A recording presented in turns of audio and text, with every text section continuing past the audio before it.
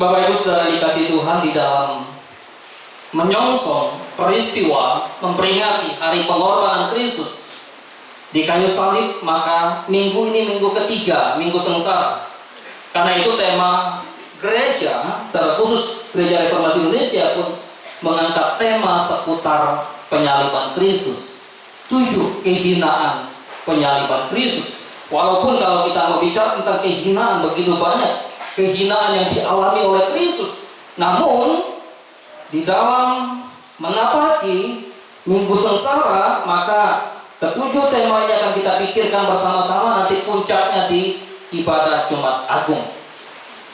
Di minggu yang ketiga dalam perenungan ini kita bicara tentang dinista dan diolok-olok. Kristus yang dinista dan diolok-olok.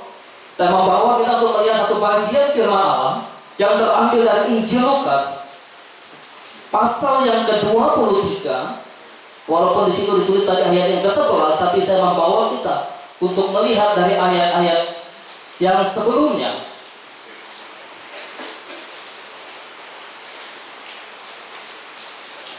Kita melihat dari ayat yang ke-6. Coba saya akan slide. Ayat yang ke-6 sampai ayat yang ke-12. Demikian sabda Allah. Ketika Pilatus mendengar itu, ia bertanya, apakah orang itu seorang Galilea? Dan ketika ia tahu bahwa Yesus seorang dari wilayah Herodes, ia mengirimkan Yesus menghadap Herodes, yang pada waktu itu ada juga di Yerusalem. Ketika Herodes melihat Yesus, ia sangat girang, sebab sudah lama ia ingin melihatnya, karena ia sering mendengar tentang dia. Lagi pula ia mengharapkan melihat bagaimana Yesus mengadakan suatu tanda. Ia mengajukan banyak pertanyaan kepada Yesus, tetapi Yesus tidak memberi jawaban apapun. Sementara itu imam-imam kepala dan ahli-ahli Taurat maju ke depan dan melontarkan tuduhan-tuduhan yang berat terhadap dia. Maka mulailah Herodes dan pasukannya menista dan mengolok-olokkan dia. Ia mengenakan jubah kebesaran kepadanya, lalu mengirim dia kembali kepada Pilatus. Dan pada hari itu juga bersahabatlah Herodes dan Pilatus. Sebelum itu mereka bermusuhan. Demikian jauh pembacaan firman Tuhan kita pada sore hari ini. Bapak Ibu Saudara-saudara yang dikasihi oleh Tuhan, kalau saudara mengikuti perkembangan media sosial atau perkembangan yang sedang boleh dikatakan terjadi di tengah-tengah negara kita, di tengah-tengah bangsa kita, maka ada satu hal yang membuat sedikit banyak orang mulai resah, mulai gelisah. Tentu bicara tentang pasal penistaan. Nah, ini tidak bisa macam-macam lagi terhadap pejabat-pejabat tinggi negara bila tidak ingin didenda atau dipenjara. Munculnya pasal penistaan ini tidak serta-merta bahwa itu muncul begitu saja, tidak. Apakah Pak Presiden Jokowi ingin melindungi dirinya supaya dia tidak dinista? Karena banyaknya bullying, banyaknya perkataan-perkataan yang dilontarkan oleh masyarakat atau oleh orang-orang yang menjadi oponen terhadap dia, lalu muncullah pasal penistaan. Tentu tidak. Pasal penistaan ini bukan berarti Pak Jokowi ingin melindungi dirinya supaya tidak dinista, tidak. Tetapi kalau kita memperhatikan konfirmasi yang sebetulnya disampaikan oleh salah satu pejabat negara, maka pasal ini dipergunakan untuk apa? Untuk melindungi.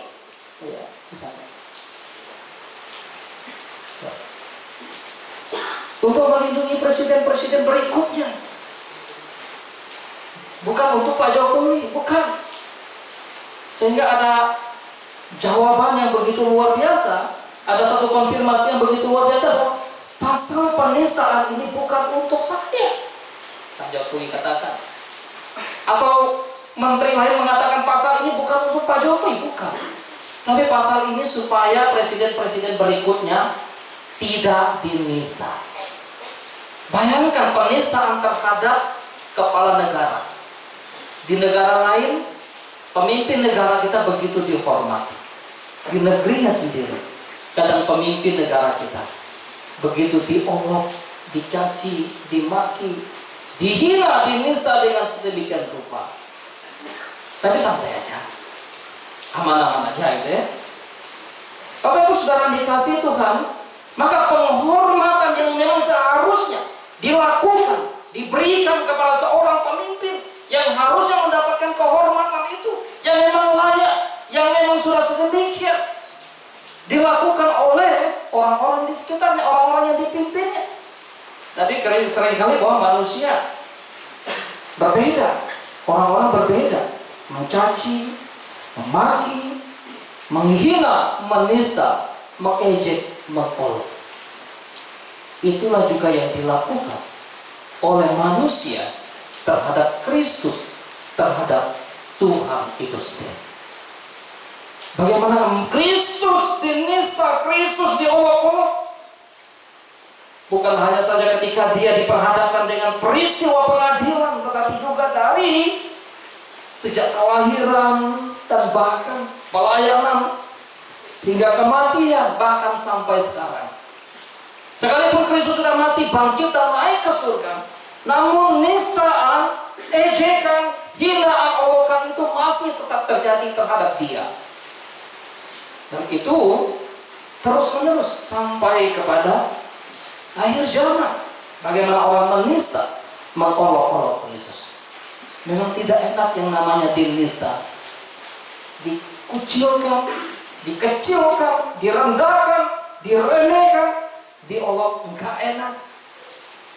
Saudara-saudara pasti punya pengalaman bagaimana diolok. Walaupun mungkin bukan satu kali, pernah Pak 2 kali, 3 kali gitu ya. Suatu ketika saya bawa anak saya gunting rambut, ke tukang gunting rambut, saya tunjukkan model yang mana? Model yang ini. Sedikit model lah, seperti pemain bola gitu ya. Agak tipis ini, agak panjang gitu. Lalu tiba-tiba dia ke sekolah. Pulang dari sekolah mukanya agak sedikit cemberut terhadap saya. Kenapa kamu cemberut?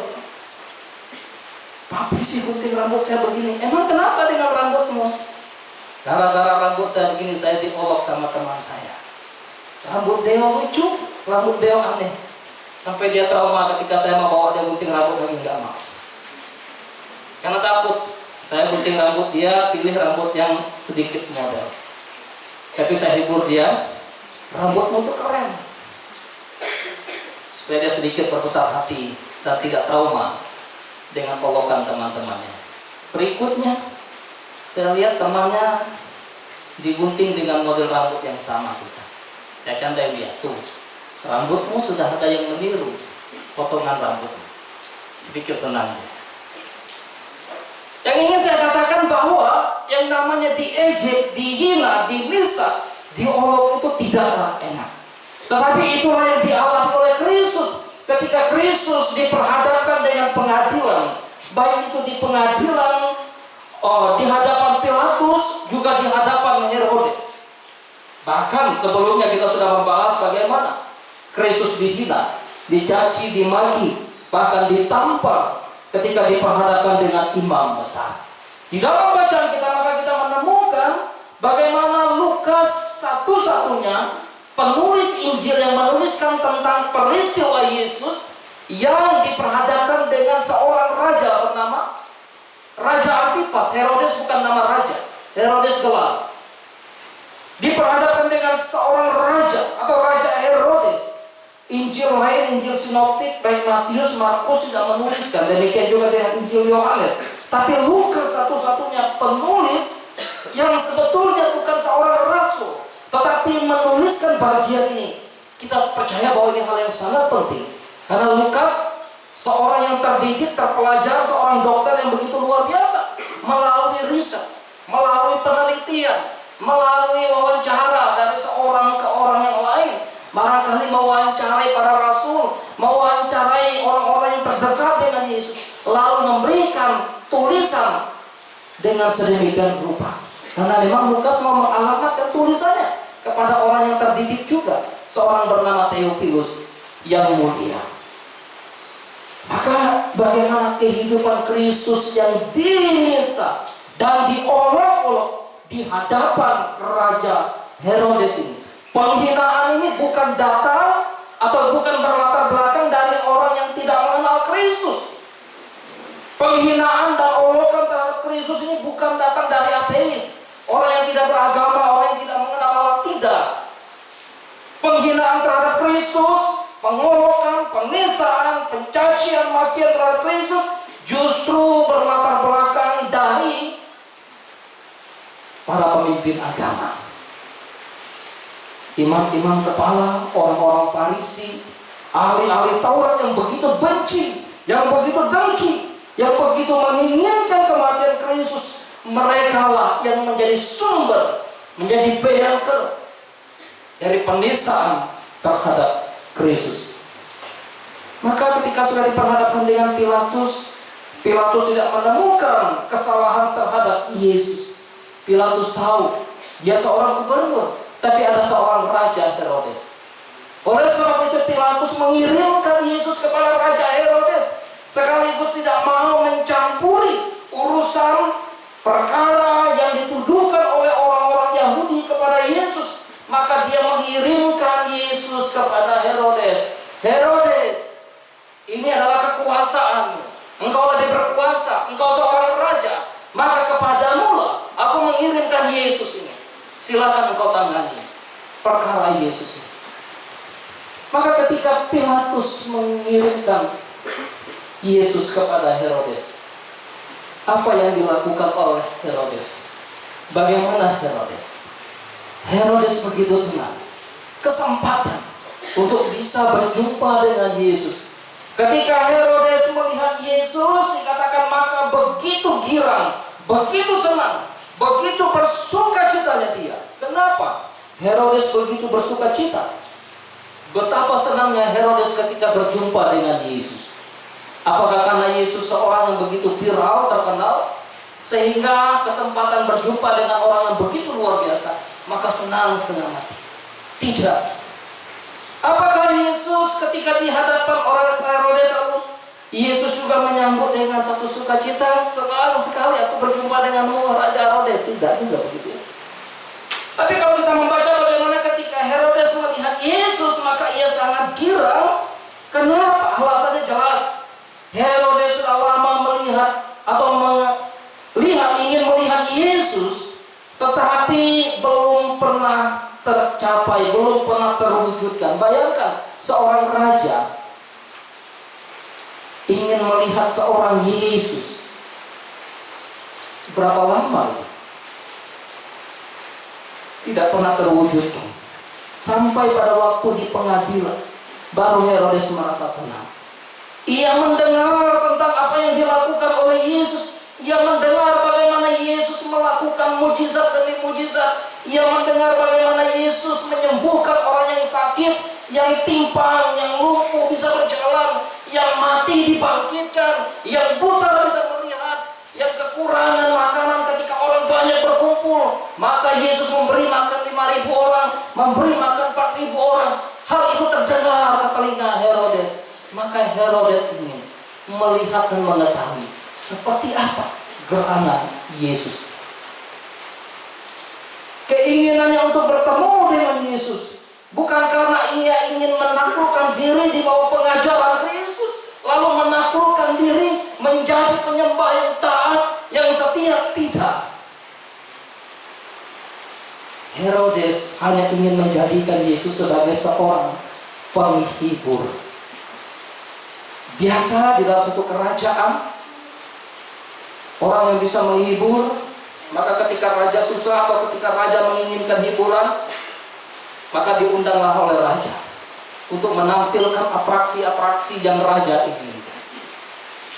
Dengan kata lain, Herodes hanya ingin menjadikan Yesus sebagai seorang yang bisa menampilkan atraksi yang hebat, menampilkan atraksi yang luar biasa. Sehingga pertanyaan demi pertanyaan dilontarkan oleh Herodes kepada Yesus. Aku pernah mendengar engkau menyembuhkan orang sakit, sekarang lakukan mujizat. Aku pernah mendengar engkau memberi makan, memperbanyak roti dan ikan sehingga 5.000 orang bisa makan sampai kenyang dan dipuaskan. Barangkali Herodes berkata, buatlah mujizat itu, lakukanlah tanda. Tetapi pertanyaan-pertanyaan yang dilontarkan oleh Herodes kepada Yesus tidak direspon oleh Yesus. Berapa banyak orang Kristen zaman sekarang yang memerankan peran Herodes ketika mereka ingin datang kepada Yesus? Berapa banyak orang Kristen yang memerankan peran layaknya Herodes, yang menjadikan Kristus sebagai penghiburan bagi mereka, yang menjadikan Kristus sebagai sosok entertain, yang bisa memberikan kepuasan, kesenangan, kesukaan bagi mereka sehingga mereka terhibur dan tertawa, terbahagia. Berapa banyak orang Kristen yang mau datang ke gereja hanya ingin mengalami mujizat dan mujizat, melihat tanda dan tanda yang Allah lakukan. Jangan salah, nggak ada apa, siapa bilang? Coba kalau disurvei, sayangnya kita di sini belum disurvei. Berapa banyak di antara saudara-saudara, anak-anak muda yang memang kalau datang ke gereja bukan memang mau mengalami suatu pembaharuan oleh firman, bukan karena mau mengalami suatu pembaharuan oleh Allah atas hidup, tapi supaya apa? Supaya saya bisa bertemu dengan dia, Pak. Nanti keluar dari sini kami jalan-jalan sama-sama. Di asrama kami nggak bisa ngobrol, di luar kami bisa ngobrol.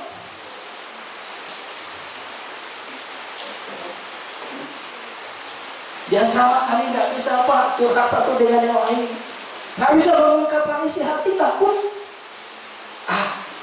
Datang ke gereja kita sama-sama ya. Nanti di sana barulah kita curhat sedikit-sedikit. Apakah itu? Kalau demikian yang terjadi, maka engkau datang ke gereja beribadah kepada Tuhan tidak lebih daripada motivasi seorang Herodes yang ingin motivasi yang berbeda ketika berjumpa dengan Yesus.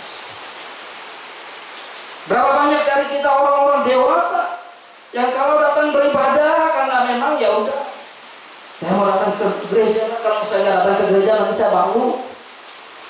Ntar anak-anak pikir saya bukan orang tua yang baik, bukan orang tua yang setia, maka saya datang ke gereja. Apa iya?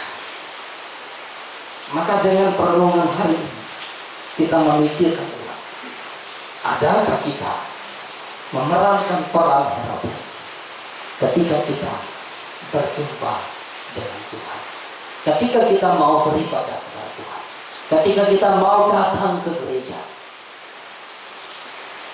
Engkau dan saya yang bisa menjawab di dalam hati kita masing-masing. Bapak Ibu Saudara dikasihi Tuhan, Yesus Kristus ingin dijadikan Herodes sebagai seorang pemuas keinginan kedagingan, keinginan yang temporal, yang sesaat, yang bisa dilihat secara kasat mata, yang bisa diraba dengan tangan, yang bisa didengar, disaksikan secara langsung. Yesus Kristus tidak pernah dijadikan oleh Herodes sebagai seorang yang bisa mengubah kehidupannya dari orang yang berdosa menjadi orang yang saleh. Herodes seorang yang sangat-sangat jahat. Ketika ditegur oleh Yohanes Pembaptis, waktu dia mengambil istri salah seorang dari sahabat mereka, mengambil Herodes Antipas, maka bagaimana tanggapan Herodes pada waktu itu? Dia membunuh Yohanes Pembaptis. Ketika seorang anak Herodias itu diberi kesempatan untuk panggung menari dalam pesta yang dilakukan oleh seorang Raja Herodes, apa yang kau ingin aku lakukan untukmu? Atas bisikan Herodias kepada anak putrinya, katakan kepada Herodes, penggal kepala Yohanes Pembaptis. Sehingga Yesus yang diam dan tidak memberikan respon apapun terhadap pertanyaan demi pertanyaan Herodes, Yesus tahu untuk apa membuang mutiara kepada babi. Dia tidak akan pernah menghargai mutiara. Untuk apa memberikan harta yang mahal, harta yang indah, harta yang terbesar kepada seorang yang tidak bisa menghargai harta yang mahal, harta yang besar, kebenaran. Jadi jangan pernah pikir bahwa ketika kita sudah bertanya dan bertanya kepada Tuhan dan Tuhan merespon kita. Belum tentu. Dan kalau Tuhan tidak merespon, kenapa tidak merespon? Bisa jadi dia masih menunda untuk merespon kita. Bisa jadi memang itu bukan keperluan kita. Dan bisa jadi bahwa Tuhan memang muak dengan pertanyaan permohonan kita. Bapak Ibu Saudara dikasih Tuhan, jangan pernah pikir bahwa cukup dengan mujizat kalau orang percaya kepada Yesus tidak. Kalau kita membaca, kenapa sih Allah melakukan mujizat? Apakah hanya sekedar untuk show off dia? Untuk memberikan satu pertunjukan, wah Allah adalah Allah yang hebat, Allah yang berkuasa, Allah yang berdaulat. Lalu orang takluk, manusia sujud menyembahnya, apakah demikian? Tidak semua. Kurang apa mujizat yang dilakukan oleh Tuhan di hadapan Firaun? Kurang apa mujizat atau tulah demi tulah yang Tuhan nyatakan melalui Musa kepada Firaun? Tidak akan pernah membuat Firaun tunduk dan takluk kepada Allah.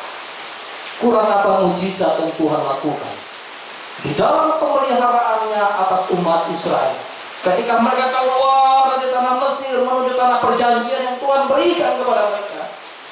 Apakah kekurangan mujizat sehingga mereka menjadi taat dan setia? Tidak kekurangan mujizat.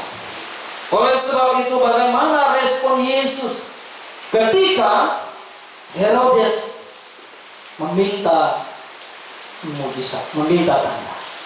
Ingat, ini saya kutip dari seorang teolog Perjanjian Baru. Saudara mungkin bisa atau pernah membaca bukunya. Salah satu buku yang sangat terkenal dari seorang bernama Darrell Bock ini adalah Mendongkel Yesus dari Takhta. Apa yang dikatakan oleh Darrell Bock? Herodes mengharapkan sebuah pertunjukan karena dia telah lama ingin melihat Yesus untuk melakukan mujizat. Tapi Yesus bukanlah seorang penghibur. Yesus bukanlah seorang penghibur yang memberikan untuk memenuhi rasa ingin tahunya. Berapa banyak dari kita, dari orang percaya, dari orang Kristen yang ingin jadikan Yesus sebagai seorang penghibur, ingin memenuhi kebutuhannya. Aku akan percaya kepada Yesus kalau Yesus memberikan kebutuhan ini kepadaku, menjawab pengetahuan ini padaku. Kalau tidak, kenapa? Adakah kewajiban Allah untuk memberitahukan kepadamu apa yang kamu ingin tahu? Enggak ada. Tidak ada kewajiban Allah. Belas kasihan, kemurahan, anugerah kalau ia ingin menyatakan sesuatu kepadamu dan kepadaku. Beda dengan kalau memang orang ya ada program misalnya pencari bakat, pencari talenta, maka memang mereka harus menunjukkan bakat mereka. Ya, kalau program pencari bakat, maka setiap orang memang harus menampilkan bakatnya, kemampuannya, karena memang itu akan dinilai. Tapi Yesus tidak sedang memerankan peran seorang pencari bakat di depan Herodes. Tidak. Karena itu Herodes tidak akan mendapat apa-apa dari Yesus. Yesus merespon dengan satu keheningan, betul-betul silent. Inilah penggenapan dari apa yang dituliskan oleh Nabi Yesaya. Bagaimana ketika hamba yang menderita dibawa kepada raja-raja, diperhadapkan dengan penguasa-penguasa, maka ia tidak membuka mulutnya. Tuhan tidak wajib memberitahukan apa yang kita ingin tahu. Jadi jangan pikir bahwa segala sesuatu yang kita ingin tahu lalu Tuhan akan beritahukan kepada semua kita. Enggak. Kita melihat bagian ini betapa tidak pentingnya seorang Herodes di hadapan Yesus. Raja dunia, penguasa di zamannya, punya kekuasaan. Ketika dia memerintahkan bunuh, maka orang membunuh. Ketika dia memerintahkan perang, orang akan perang. Ketika ketika dia memerintahkan kepada orang untuk sujud, maka orang akan sujud.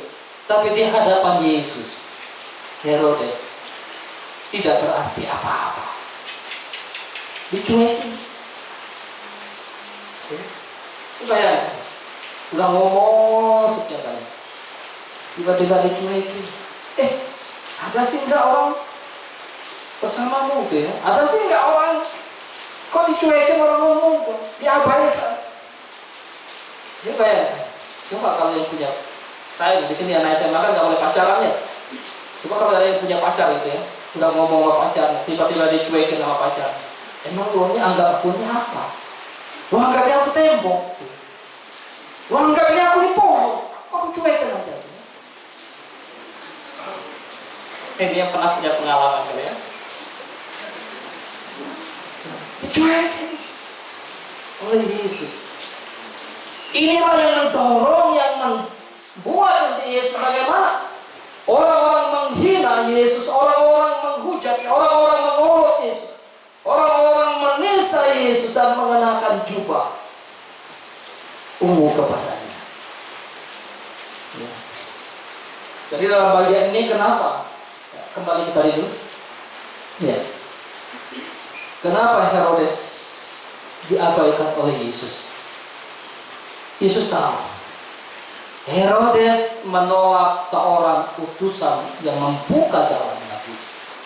Herodes menolak Yohanes Pembaptis, seorang utusan yang mendahului Kristus. Menolak utusan yang diutus oleh Bapa untuk mendahului Kristus, itu berarti penolakan terhadap Kristus. Penolakan terhadap Kristus berarti juga penolakan terhadap firman-Nya. Penolakan terhadap Kristus dan terhadap firman-Nya sama juga dengan penolakan terhadap tanda-tanda yang Kristus telah lakukan. Jadi untuk apa Kristus memberikan tanda? Menolak tanda-tanda yang dilakukan oleh Kristus sama juga dengan menolak firman. Menolak tanda yang dilakukan oleh Kristus sama juga dengan menolak Kristus. Menolak Kristus berarti menolak utusan Kristus. Karena itu, hai anak-anak muda dan orang-orang percaya, Kristus sudah mengingatkan. Kalau engkau ditolak, kalau engkau dianiaya, ingat, bukan hanya engkau yang tertolak dan teraniaya, tapi Kristus yang adalah Tuhanmu pun tertolak dan teraniaya. Hal ini nyata dalam pengalaman Saulus sebelum dia bertobat. Saulus, mengapa engkau menganiaya aku? Siapakah engkau yang akan kuaniaya? Akulah dia, Kristus yang kau aniaya. Tidak ada dalam benak Paulus bahwa penganiayaan terhadap para murid itu penganiayaan terhadap Kristus. Tapi Kristus sendiri yang mengatakan kepada Paulus, akulah Kristus yang kau aniaya. Oleh sebab itu jangan bermain-main dengan orang-orang yang Tuhan utus di hadapanmu. Ada guru-gurumu yang Tuhan utus untuk mendidikmu, untuk mengajarmu, untuk membentukmu. Jangan kau hina mereka, jangan kau olok mereka. Dalam segala kelemahan keterbatasan, jangan kau permainkan mereka. Mereka orang yang Tuhan utus untuk membentuk hidupmu. Karena itu ada beberapa hal yang seharusnya tidak engkau aniaya, walaupun sebetulnya bisa, tetapi tetap tidak bisa. Pertama, orang yang membuat engkau pintar, jangan kau olok. Orang yang mendidikmu, jangan engkau nista. Orang yang memperhatikan engkau supaya engkau sehat, jangan engkau nista dan olok. Orang yang membesarkan engkau, jangan pernah kau aniaya mereka. Orang yang mendidikmu, orang yang membuatmu menjadi orang yang berhasil, yang sukses, jangan pernah kau abaikan. Mereka adalah orang yang Tuhan pakai untuk membentuk hidupmu. Pada itu apa yang dilakukan berikutnya di dalam penganiayaan, penghinaan, penistaan yang dilakukan oleh Herodes adalah mengenakan jubah kebesaran kepada Kristus. Jubah kebesaran bukan jubah yang terlalu besar maksudnya ya. Jubah kemuliaan, jubah keagungan dalam tanda kutip. Di dalam teks lain menggunakan istilah jubah ungu. Ini tanda olok-olok, tanda alok-alok terhadap Yesus yang dilakukan oleh Herodes dan pasukannya. Ini bukan hanya Herodes. Ketika dia sudah tidak mendapatkan satu kepuasan, keinginan yang dia inginkan dari Yesus, maka dia katakan, dia perintahkan, kenakan jubah, kenakan kain kebesaran, kenakan jubah ungu, sebagai satu simbol penghinaan, simbol pengolokan, simbol penistaan terhadap Kristus. Mereka tidak tahu kalau Raja Herodes itu hanyalah raja yang begitu kecil, yang begitu barangkali secuil di hadapan Yesus. Tapi mereka menghina Kristus, Raja di atas segala raja. Mereka tidak menyadari bahwa dia adalah Raja yang sejati, Raja yang kekal, yang punya kepemerintahan untuk selama-lamanya. Mereka pikir bahwa Herodes raja yang begitu luar biasa dan tidak ada yang mampu mengalahkannya, tidak ada yang mampu menandingnya, sehingga mereka berlaku sedemikian kejinya, sedemikian hinanya terhadap Kristus. Seorang penafsir menggambarkan inilah tindakan atau aksi yang begitu keji dari manusia berdosa terhadap Allah yang suci, Raja di atas segala raja. Penghinaan, penistaan, pengolokan terhadap Kristus terus dilakukan. Kini menggenakan, memainkan seorang raja yang sejati. Ibu bapak saudara-saudara yang dikasihi oleh Tuhan, mungkin kau berkata, mungkin kita berkata, atau mungkin aku berkata, tidak pernah menghina dia. Aku tidak pernah mengolok Yesus. Aku tidak pernah menista Kristus di dalam hidupku. Aku selalu taat. Aku selalu rajin. Aku selalu setia. Apa iya? Apa yang dilakukan oleh Herodes? Apa yang dilakukan oleh prajurit-prajurit Romawi terhadap Kristus? Gambaran yang dilakukan oleh engkau dan saya terhadap dia. Andai umpama sekiranya kita ada di zaman itu, kita ada di pusaran Herodes, maka engkau dan saya akan melakukan hal yang sama. Jangankan di zaman itu, barangkali di zaman sekarang pun tanpa kita sadari, kita melakukan penistaan, kita melakukan pengejekan, penghinaan terhadap Yesus. Bagaimana Pak? Saya nggak pernah. Pertanyaannya adalah, apa yang kau lakukan kepada salah seorang saudara? Apa yang kau lakukan kepada salah seorang sesama? Itu engkau lakukan juga untuk Allah. Karena itu dalam Injil Matius pasal 25, ketika orang ditanya, kapan kami memberi engkau makan? Kapan kami memberi engkau minum? Kapan kami memberi engkau pakaian? Kapan kami memberi engkau tempat tumpahnya? Pada saat engkau melakukan kepada salah seorang yang paling hina, engkau melakukannya untuk aku. Itulah firman Allah. Maka ketika engkau menghina sesamamu, engkau sedang menghina Tuhan. Kalau ada hal-hal yang sesamamu miliki, mungkin ada kekurangan, keterbatasan, mungkin rambutnya tidak sesuai dengan yang engkau harapkan, jangan kau hina dia. Mungkin kulitnya tidak seperti kulitmu, jangan kau hina dia. Mungkin hidungnya sedikit mancung ke dalam, jangan kau hina dia. Karena memang Tuhan sudah menciptakan demikian. Ya. Dengan menghina sesama, dengan mengejek sesama, dengan mencaci maki sesama, gambaran bagaimana engkau lakukan terhadap Tuhan. Betapa Kristus sudah menanggung hinaan, cacian, makian, hinaan. Bukan karena dia berdosa. No.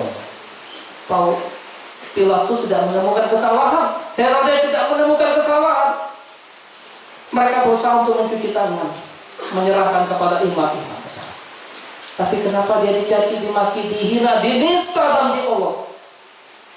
Karena aku, dia dinista. Karena engkau, dia dinista. Karena aku, dia diolok. Dan karena engkau juga, dia diolok. Sadarlah kita dalam kehidupan keberimanan kita, sehingga kita menjadi umat yang takut akan Tuhan, yang taat dan setia kepada Tuhan. Kiranya Tuhan memimpin kita, Tuhan menolong kita di dalam menuju perayaan peringatan kesengsaraan Kristus yang mati menebus dosa kita. Mari kita tundukkan kepala, kita berdoa kepada